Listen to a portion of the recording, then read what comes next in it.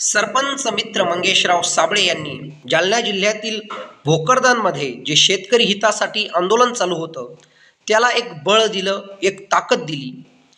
ज्या पद्धतीने त्यांनी तांडव भोकरदनच्या तहसीलमध्ये घातला, भोकरदनच्या BDO कार्यालयात घातला, तिथे स्वतः मी उपस्थित होतो, घोषणाबाजी मी करत होतो. परंतु मंगेशराव साबळे स्टंट करतात असं जे एक परसेप्शन आहे ते चुकीचं आहे.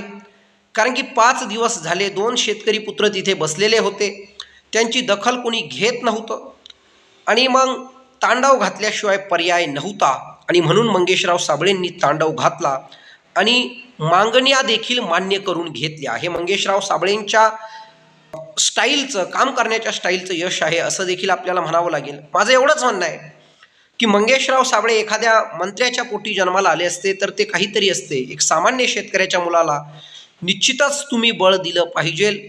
गोरगरीब शेतकरी मायबापाचं लेकरू म्हणून मंगेशराव साबळेंनी जे शेतकरी हितासाठी कामं केलीत, त्यांच्या गावामध्ये देखील मुख्यमंत्र्यांचे OSD यांनी 2 कोटीचा एक विशेष निधी म्हणून गावाच्या विकासासाठी दिला आहे.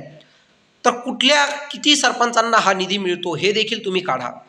हे प्रामाणिकपणाचं, धडाडीचं लक्षण आहे आणि आपल्या कर्तृत्वाचं त्यांनी कुठेतरी दाखवलं आहे की मंगेशराव साबळे ही ताकद काय आहे हे त्यांनी दाखवलं आहे. म्हणून त्यांच्या पाठीशी नेहमी तुम्ही उभे राहा आणि मी एवढंच सांगेल की विस्थापिताच्या पोराला आता या प्रस्थापितांच्या मनात धडकी भरेल असं हे विस्थापिताच्या पोराचं नेतृत्व तुम्ही तयार करा. 70 ते 80% फक्त घराणेशाहीच चालू आहे. कुठेतरी विस्थापितांची पोरं देखील पुढे आले पाहिजे आणि मंगेशराव साबळे यांना बळ द्या. एवढंच बोलतो आणि थांबतो.